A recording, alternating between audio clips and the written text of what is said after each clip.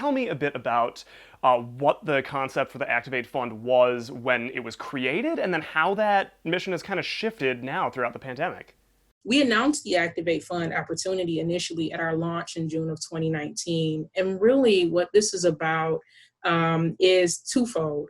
It's about working with nonprofits to build their internal capacity, but it's also about increasing network connectivity and collaboration in the nonprofit community. And we see those two things as being important to the type of transformation we want to see in our communities. So when you think about the tens of thousands of nonprofits that exist in our community, and the amazing work that they do to stand in the gaps every day, we still recognize that we've got a long way to go until we see some of the change that we want to see, the types of thriving communities that we want to see.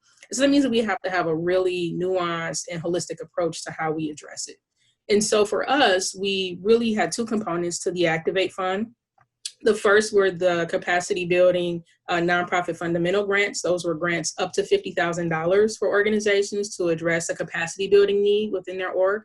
And the second was a collaboration pilot. One of the things that we noticed in our space is that we had a number of groups that were working together, booking our space for meetings, and we wanted to know how we could help in other ways, right? And so we polled some of those groups and we heard things like, we need a neutral facilitator. We need someone to document the process. We need someone to help us address power dynamics around the table. And so that was the impetus for the collaboration pilot. The other thing that I'll lift up is that the Activate Fund was really inspired by the Building a Network report, which was completed by our partners at Nonprofit Enterprises at Work, the Michigan Nonprofit Association, Michigan Community Resources, and the University of Michigan School of Social Work.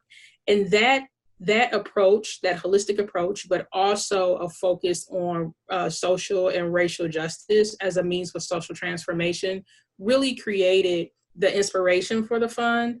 And also, inspiration was important. We had partners from across the region who worked with us in the design of the fund, in the selection of the jurors, in the design of our evaluation process. So this has really been a collaborative effort. And now, Oliver, the Carr Center is one of the nonprofits which was awarded one of the Activate Fund grants. What has the experience, what have the struggles of the Carr Center been during this pandemic, and what does a grant like this mean for your ability to weather the pandemic as an institution? I think that what it gave us the chance to do was to pause for a moment and think. And it's interesting that the work and the funding that we're getting through this program is accelerating thinking that we had started. And we had a strategic plan and an evaluation of a plan that was done in 2019. And in the small print, it mentioned moving into the digital space. And it was really driven by our younger staff who really know and understand and are into the technology and the digital world. When COVID happened and we had to stop doing the live programming, our staff continued to work. And one of the things that we came to was the idea of the digital world and being able to do in-person performances and activities, live streaming of those same activities, and work that's on demand and available to the masses on demand.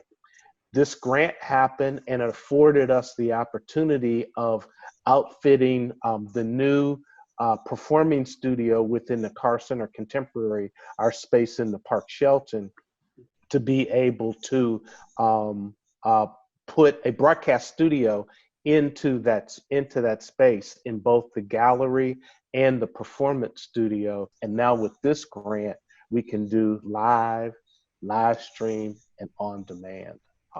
And we're ready when the space opens up, we're ready to go thanks to this.